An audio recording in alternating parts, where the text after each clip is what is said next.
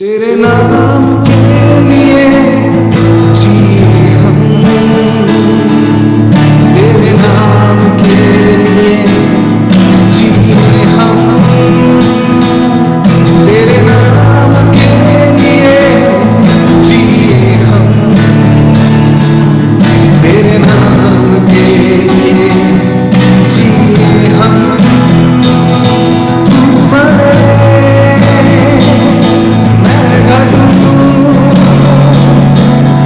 मेरे जीवन से महिमा तुझे मिले, तू मरे मैं घटूं, मेरे जीवन से महिमा तुझे मिले।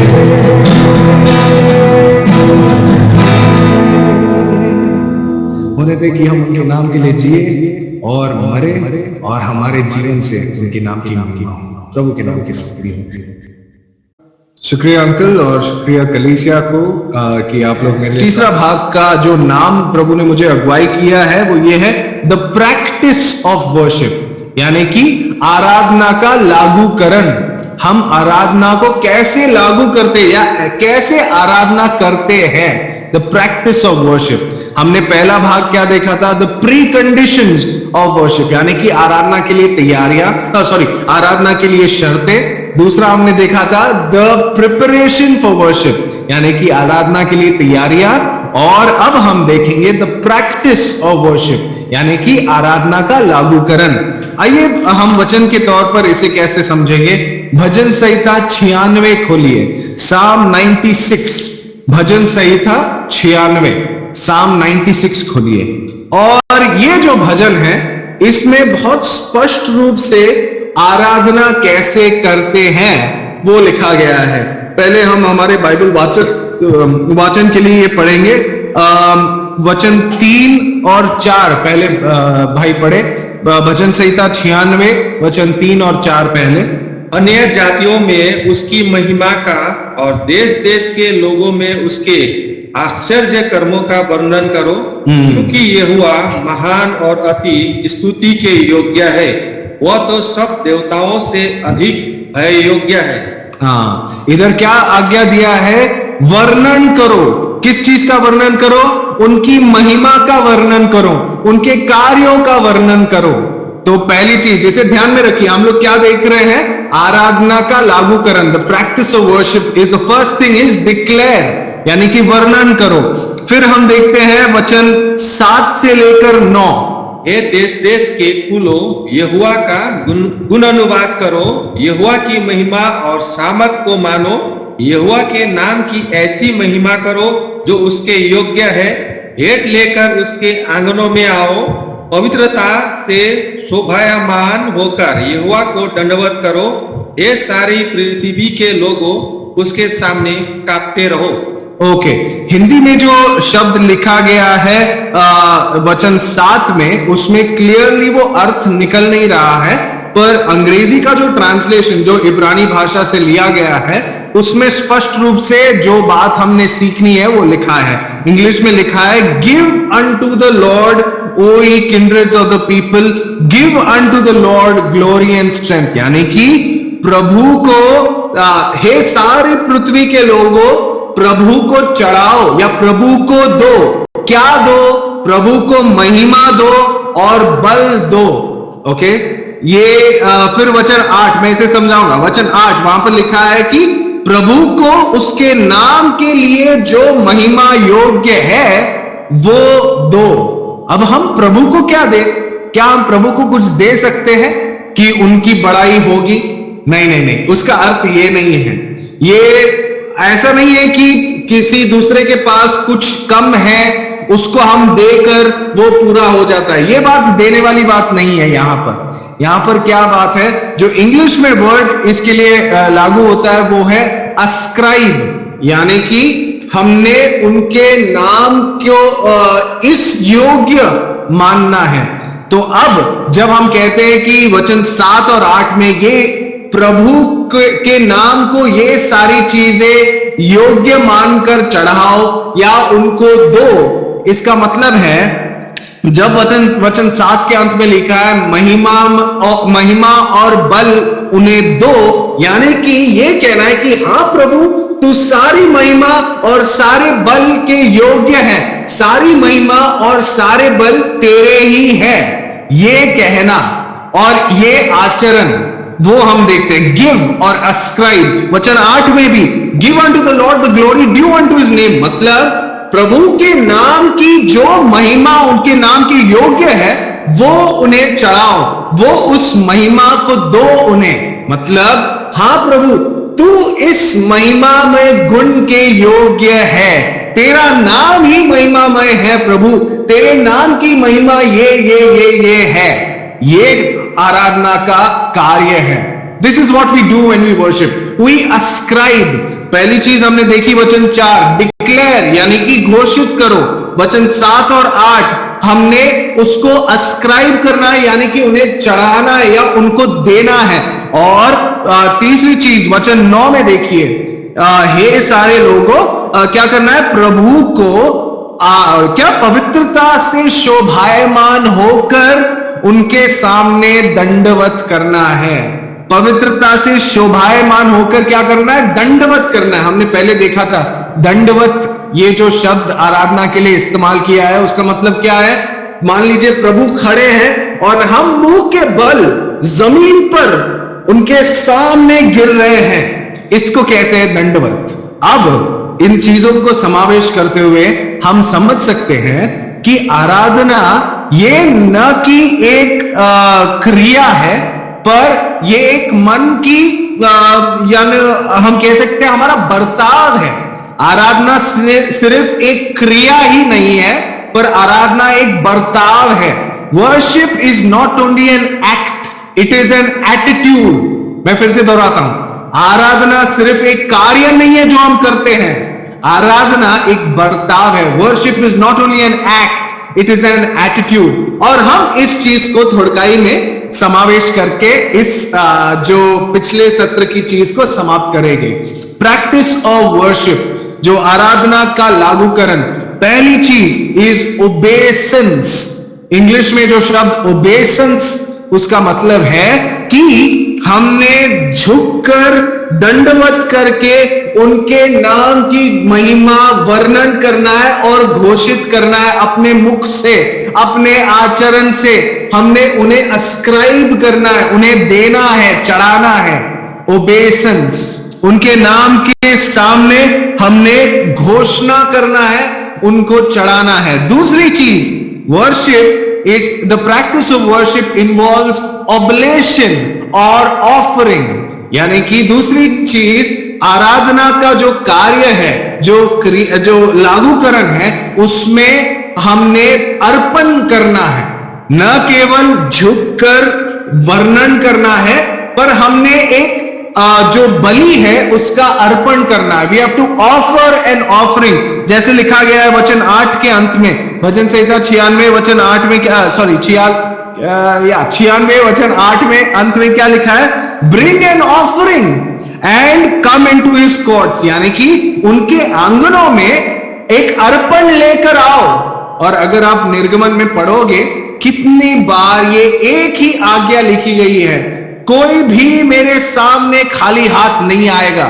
आपको पढ़ना है, देखिए निर्गमन अध्याय, एक मिनट में आपको बता देता हूं। निर्गमन अध्याय 23 खोलिए, निर्गमन अध्याय 23 और वचन 15 का आखिरी भाग पढ़िए। निर्गमन अध्याय 23 वचन 15 का आखिरी भाग। उसमें मेरी आज्ञा अनुसार अबीब महीने के नियम समय पर 7 दिन तक अख़मीरी रोटी खाया करना, क्योंकि उसी महीने मैं तुम मिस्री से निकल आए और मुझको कई छूचे हाथ अपना मुंह ना दिखाए।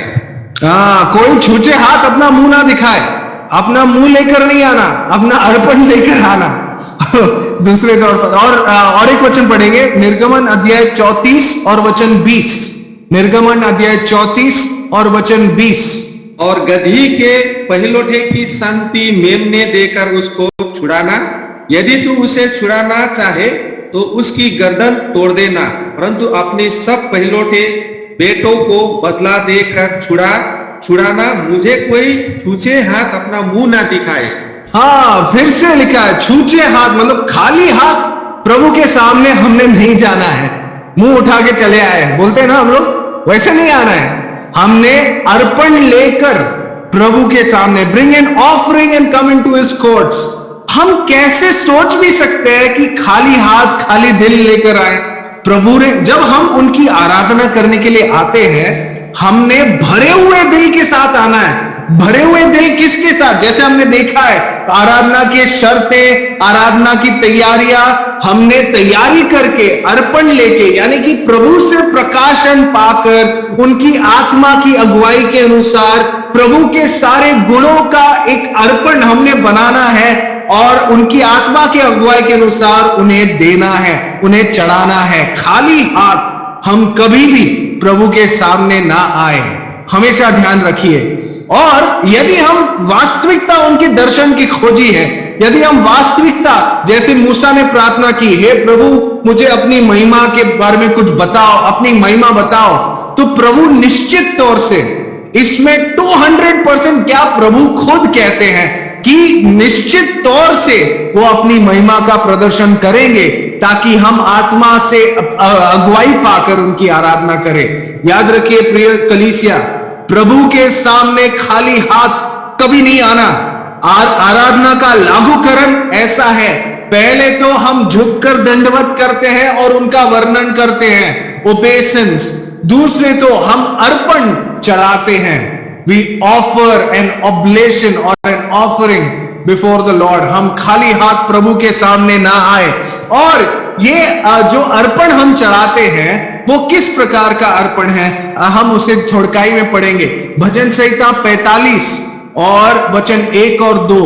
भजन संहिता 45 वचन 1 और 2 पहले पढ़िए। मेरा हृदय एक सुंदर विषय की उमंग से उमड़ रहा है, हाँ। जो बात मैंने राजा के विषय रची है, हाँ। उसको सुनाता हूँ। मेरी जीभ निपुण लेखक की लेखनी बनी है, हाँ। तू मनुष्य की संतानों में परम सुंदर है, तेरे होठों में अनुग्रह भरा हुआ है। हाँ, ये जो भजन है, आगे मैंने वो वचन 2 के क्यों आपको पढ़ने को लगाया, वो वचन 2 में हमारे जीव किस चीज से तैयार हुई है, हमारे मन में क्या चीज चल रहा है, हमने किस प्रकार का आराधना का अर्पण बनाया है।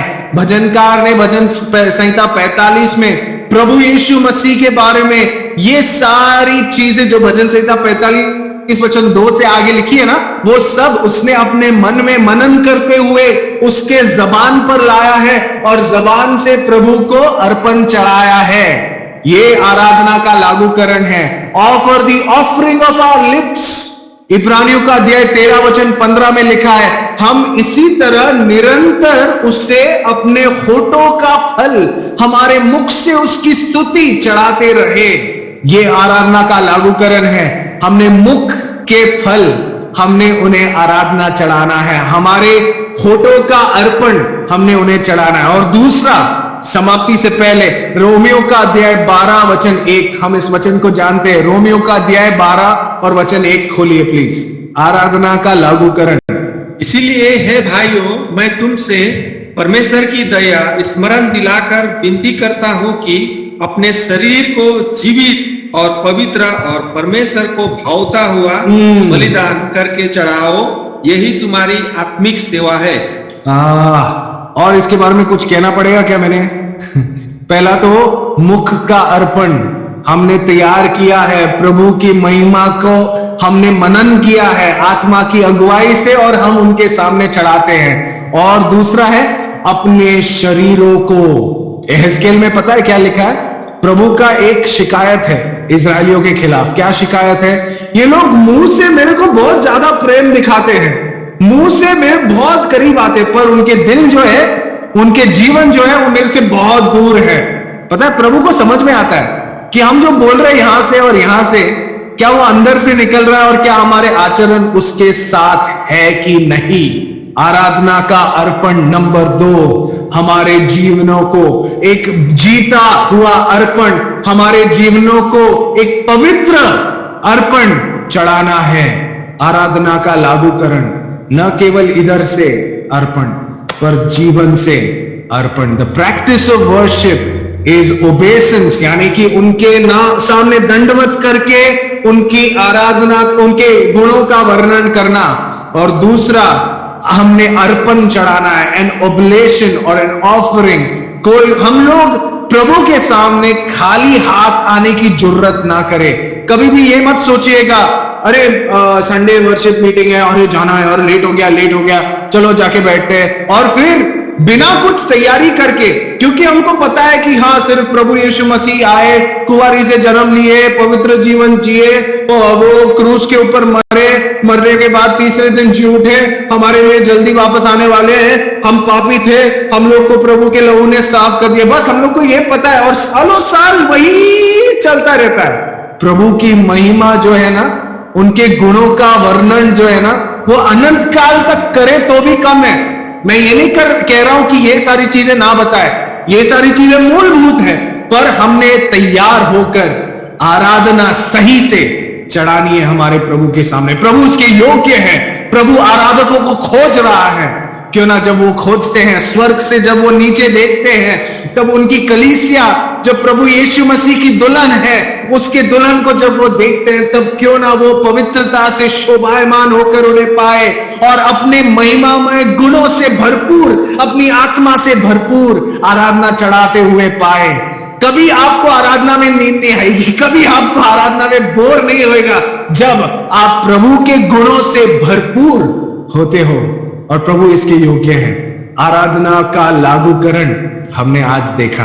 प्रभु ऐसा करे कि उनकी कलीसिया जो सलबारी में है, जो यहां पर गुड़गांव में है, और जहां कहीं भी दुनिया में है, जब कभी वो प्रभु की आराधना के लिए बैठते हैं, उनके जीवन में आराधना की शर्तें पूरी हो, आराधना की तैयारी पूरी हो और आराधना का लागूकरण पूरा हो प्रभु के नाम की महिमा के लिए। आइए इससे हम पिछले हफ्ते के सत्र को खत्म करके जो आधा घंटा हमारे सामने है, उसमें हम आज के सत्र की तरफ मुड़ेंगे। जो आखिरी सत्र के लिए मुझे प्रभु ने अगुवाई किया है, वो है मसीही और निराशाएं, द क्रिश्चियन एंड डिसअपॉइंटमेंट्स। है कोई जिसके जीवन में निराशा नहीं है? किसी भी प्रकार की निराशा हो, या तो हमें लगता है कि अरे हम कमजोर है, या तो हमें लगता है कि पैसे कम है, या तो हमें लगता है कि अरे कैसे रह रहे हम, खुद का घर नहीं है।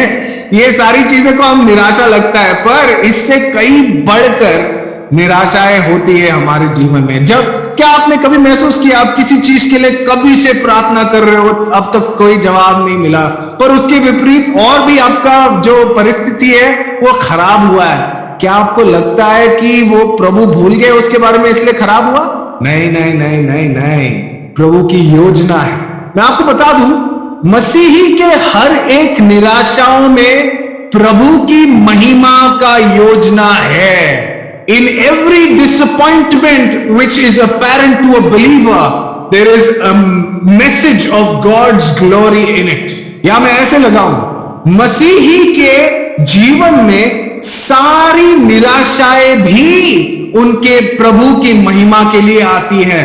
और यदि हम इस नजरिए से देखें, यदि हम इस तरह से समझे कि मेरे जीवन में ये निराशा क्यों आई है, और हम समझे कि प्रभु अपनी महिमा करवाना चाहता है, तब हमारा जीवन आनंदमय होगा। तब हम निराशा में भी आनंद कर पाएंगे।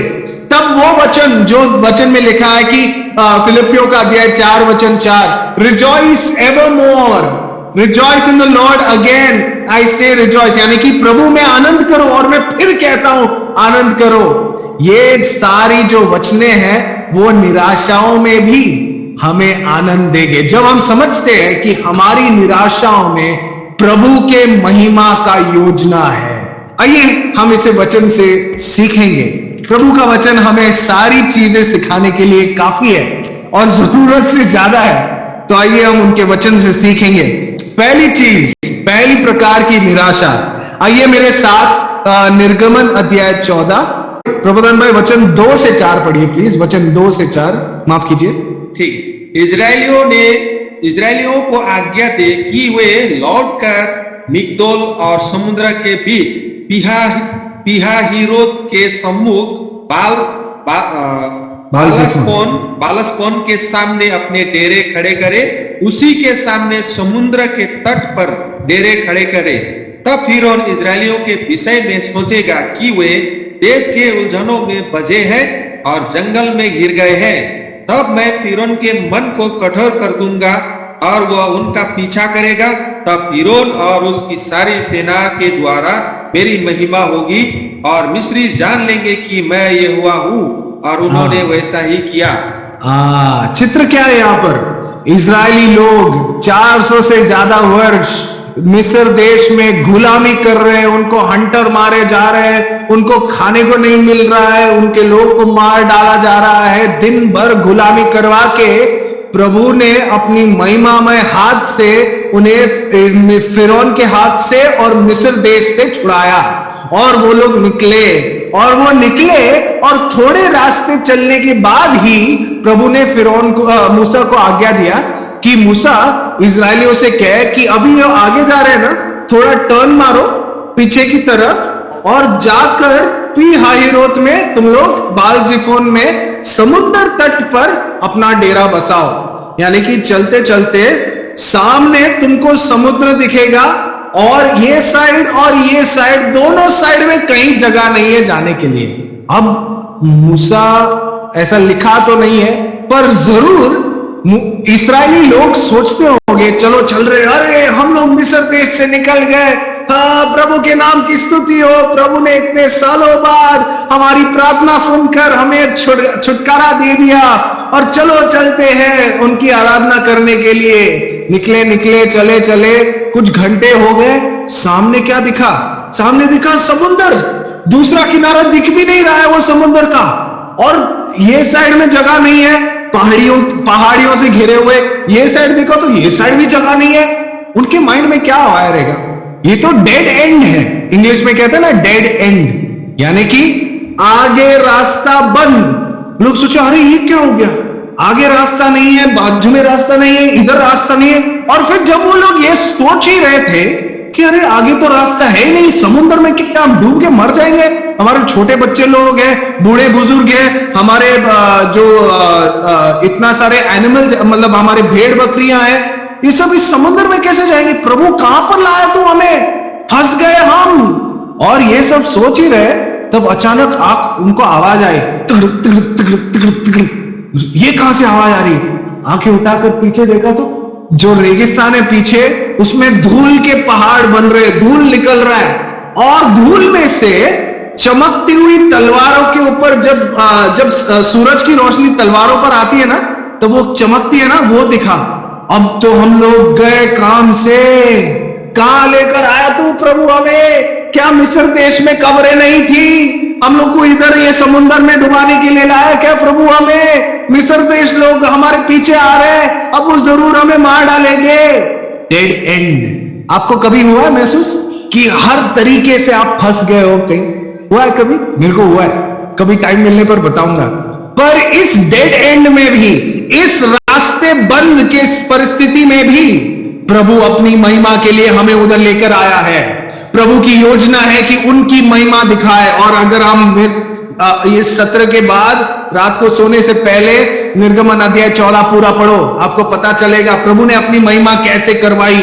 ये जो मिस्री लोग, जिनके रथ तुम आप देख रहे हो, जिनके सारे घोड़े तुम देख रहे हो, जिनकी सारी तलवारें देख रहे हो, चमकते हुए सोने की जो यूनिफॉर्म है सेना के आप देख रहे हो, अब से आगे तुम कभी नहीं देखोगे।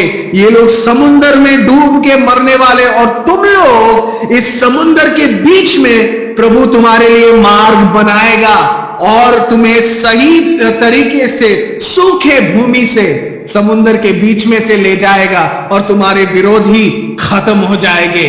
और वो विरोधी जान पाएंगे कि ये और कोई कर नहीं सकता है, ये सिर्फ जिंदा खुदा यहोवा परमेश्वर कर सकता है। ये जो डेड एंड था, this dead end was to glorify the lord. ये जो रास्ता बंद था, ये प्रभु की महिमा के लिए था।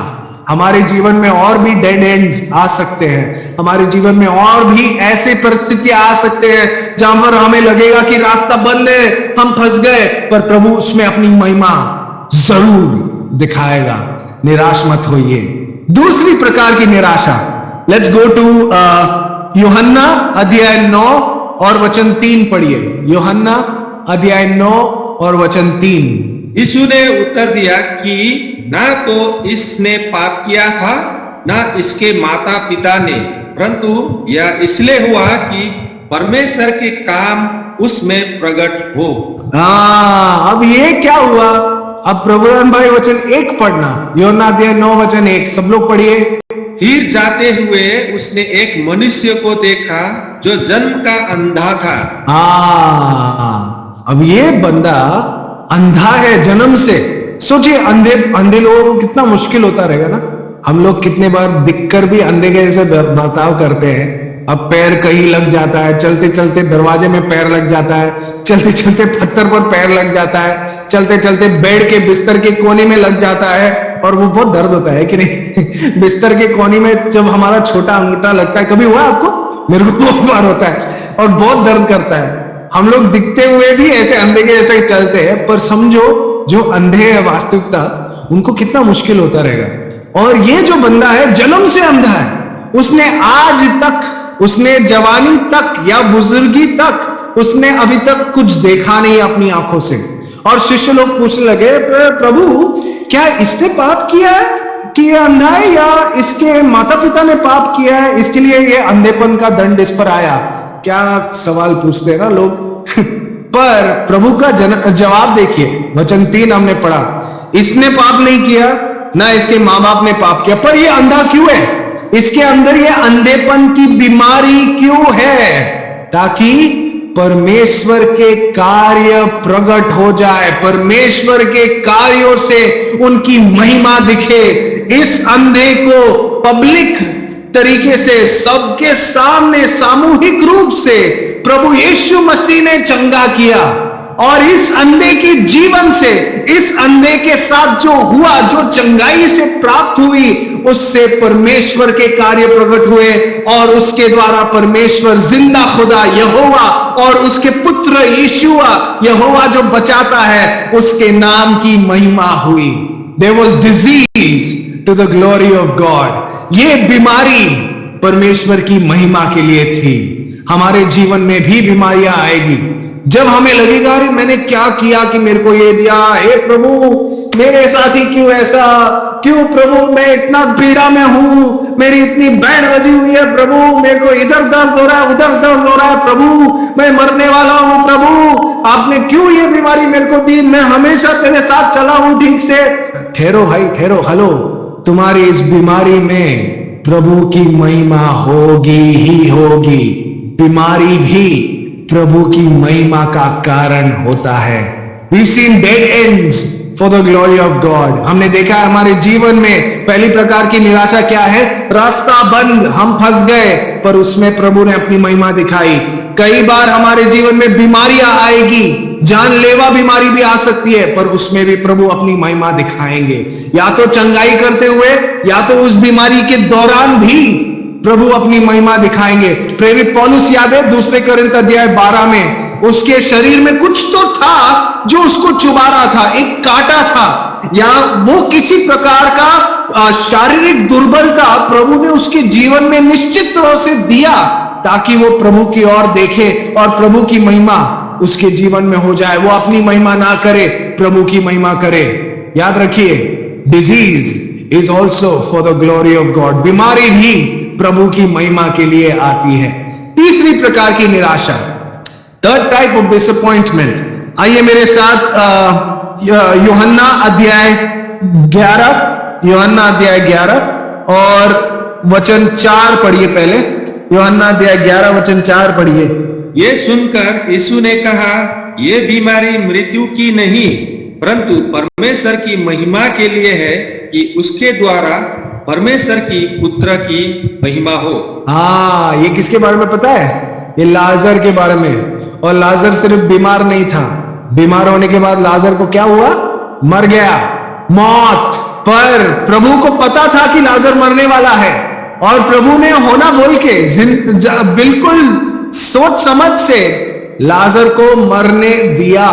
प्रभु इसमें कठोर नहीं है, प्रभु इसमें अन्यायी नहीं है, प्रभु न्यायी है, प्रभु नेक दिल है, प्रभु पवित्र है, प्रभु की योजनाएं परिपक्व और सिद्ध है, क्योंकि इस मृत्यु में भी, मौत में भी प्रभु की महिमा है। मौत में भी प्रभु की महिमा है। जब एक मसीही मरता है ना, कहां जाता है मसीही मरने के बाद? स्वर्ग। हाँ, प्रभु के पास महिमा में जाता है।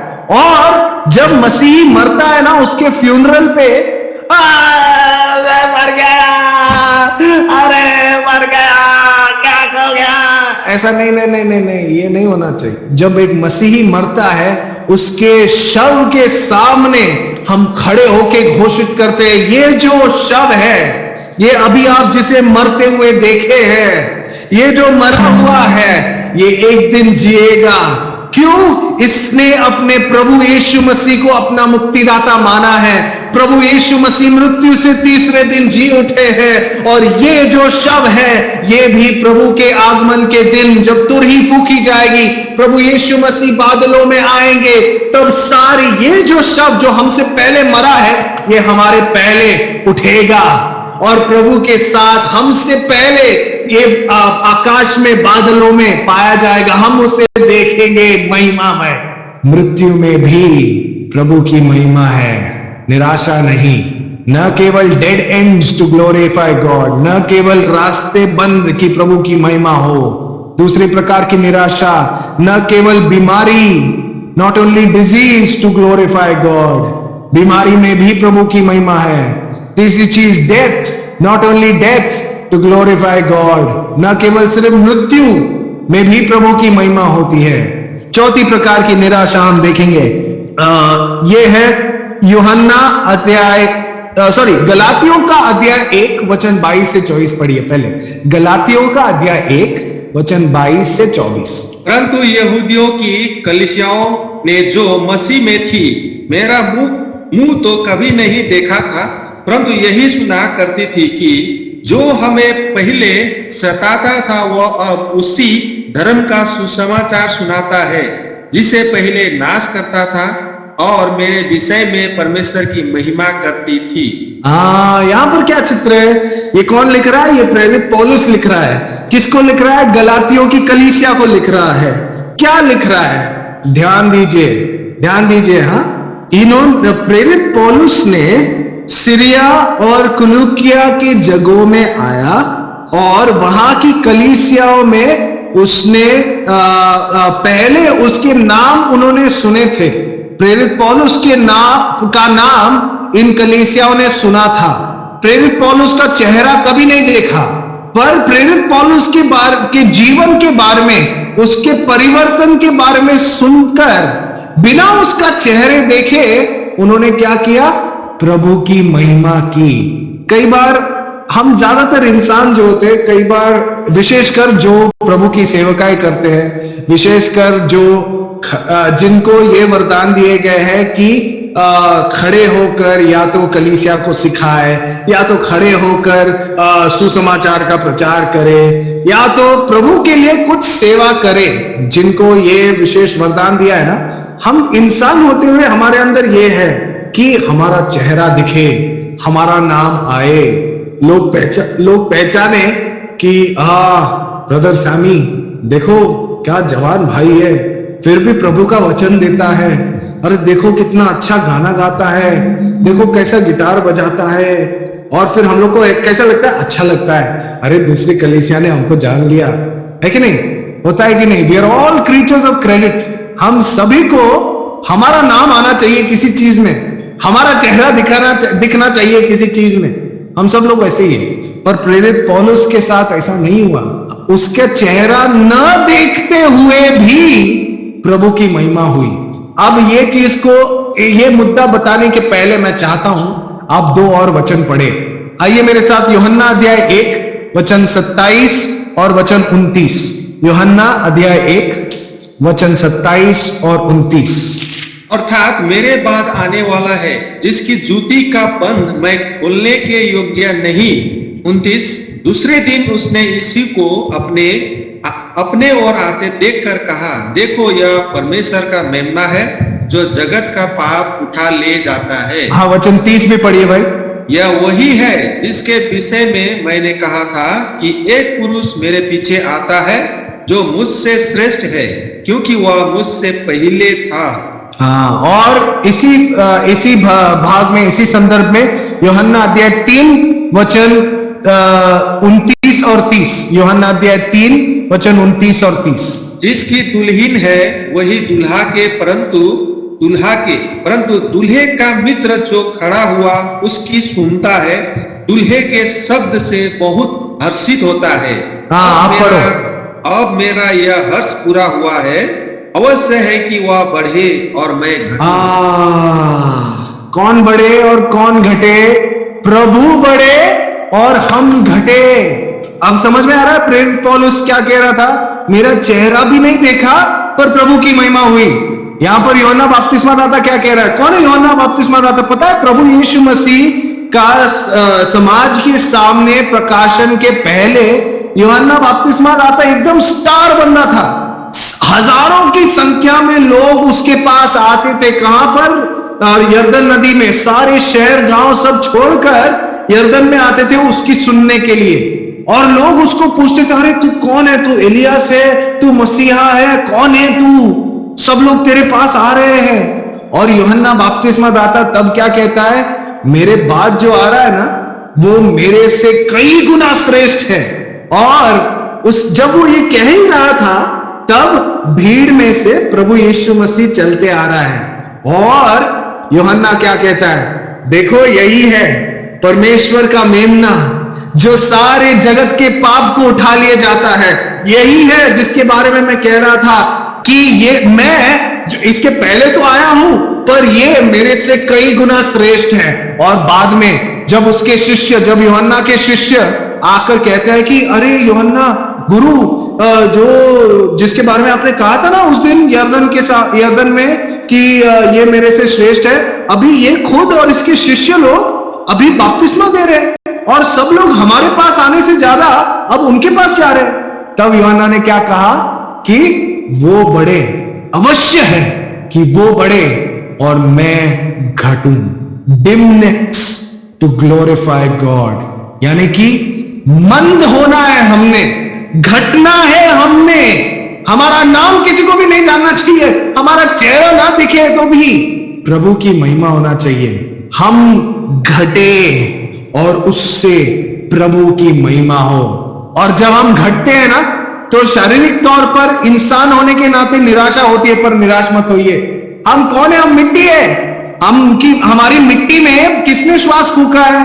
प्रभु ने श्वास फूका, इसलिए हम जिंदा है। नहीं तो हम कौन है? मिट्टी है, मिट्टी में मिलने वाले हैं। तो हमारी क्या महिमा? मनुष्य आज है और कल नहीं है। मनुष्य की महिमा पतरस कहता है कैसा है? घास के समान है, जो आज दिखता है हरा और अगले दिन सुबह निकलेगा तो वो घास सूख कर मर जाएगा। हम वैसे हैं, हमें घटना है। We have to become dim that his light shines, ताकि प्रभु की प्रकाश और महिमा बढ़ती जाए। Dimness to glorify God. हम मंद होए, हम घटे ताकि प्रभु की महिमा। और आखिरी प्रकार की निराशा हम देखते हैं पहला कोरिन्थियों का अध्याय 1 वचन 27 से 29। पहला कोरिन्थियों का अध्याय 1 वचन 27 से 29। परंतु परमेश्वर ने जगत के मूर्खों को चुन लिया है कि ज्ञानवानों को लज्जित करे, और परमेश्वर ने जगत के निर्बलों को चुन लिया है कि बलवानों को लज्जित करे, और परमेश्वर ने जगत के नीचों और तुच्छों को, वरना जो है भी नहीं उनको भी चुन लिया कि उन्हें जो है व्यर्थ ठहराए, ताकि कोई प्राणी परमेश्वर के सामने घमंड ना करने पाए। अब और एक वचन और 2 वचन पढ़ना है। पहला पत्रस अध्याय 2 वचन 12 पहले पढ़ो। पहला पत्रस अध्याय 2 वचन 12। अन्य जातियों में तुम्हारा चाल चलन भला हो, इसलिए कि जिन जिन बातों में वे तुम्हें कुकर्मी जानकर बदनाम करते हैं, हाँ। वे तुम्हारे भले कामों को देखकर उन्हीं के कारण कृपा दृष्टि के दिन परमेश्वर की महिमा करे। हाँ, और आखिरी वचन पढ़ेंगे, पहला पत्रस अध्याय 4 वचन 14। पहला पत्रस अध्याय 4 वचन 14। फिर यदि मसीह के नाम के लिए तुम्हारी निंदा की जाती है, तो धन्य हो, क्योंकि महिमा का आत्मा जो परमेश्वर का आत्मा है तुम पर छाया करता है। आगे खत्म हो गया उधर ही? जी। अच्छा, इंग्लिश में और एक लाइन है, वचन 15 पढ़ो। कैसे?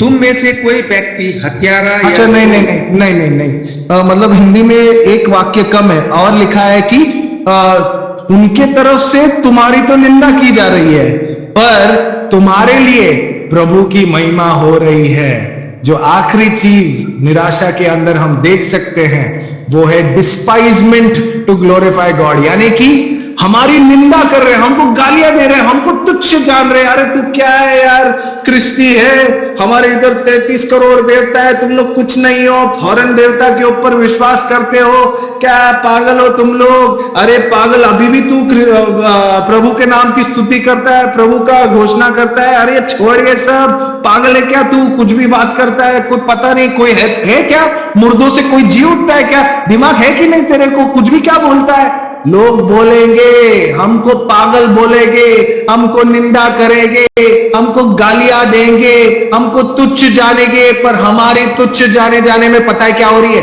प्रभु की महिमा हो रही है। इसीलिए यदि कोई तुम्हें गाली दे, यदि कोई तुच्छ जाने, यदि तुम्हारी निंदा करे क्योंकि तुम मसीह जीवन जी रहे हो, निराश मत होइए, प्रभु की महिमा इसमें भी हो रही है। तो हम आज समाप्त करेंगे मसीही और निराशा। हमने 5 प्रकार की निराशा देखी जो हमारे जीवन में होती है। पहली चीज क्या देखी? We saw dead ends to glorify God. हमने देखा रास्ते बंद है, हम फंस गए, पर उसमें भी परमेश्वर की महिमा होती है। Then we saw disease to glorify God. हमने देखा कि बीमारी आती है, पर उसमें भी प्रभु की महिमा है। तीसरी चीज हमने देखी डेथ टू ग्लोरीफाई गॉड। मृत्यु में भी परमेश्वर की महिमा होती है। चौथी चीज हमने देखी डिमनेस टू ग्लोरीफाई गॉड, यानी कि हम मंद होते हैं या हम घटते हैं, पर उसमें प्रभु की महिमा होती है। एंड आखिरी चीज हमने क्या देखी कि डिस्पाइजमेंट टू ग्लोरीफाई गॉड, हमारी निंदा होती है पर प्रभु के नाम की महिमा होती है। ऐसा होए हमारे जीवन में कि हमारी सारी निराशाओं में हम याद रखें कि इस निराशा में भी प्रभु का मकसद है, और वो मकसद से प्रभु के नाम की महिमा होती है। रोमियो का अध्याय 11 वचन 36 क्या कहता है? वो कहता है कि for of him and through him and to him are all things, to him be the glory now and for ever, world without end, for ever and ever, amen. रोमियो का अध्याय 11 वचन 36 कहता है कि उनके द्वारा, उनके लिए सारी चीजें हैं, और सारी चीजों में उन्हीं के नाम की महिमा युगानुयुग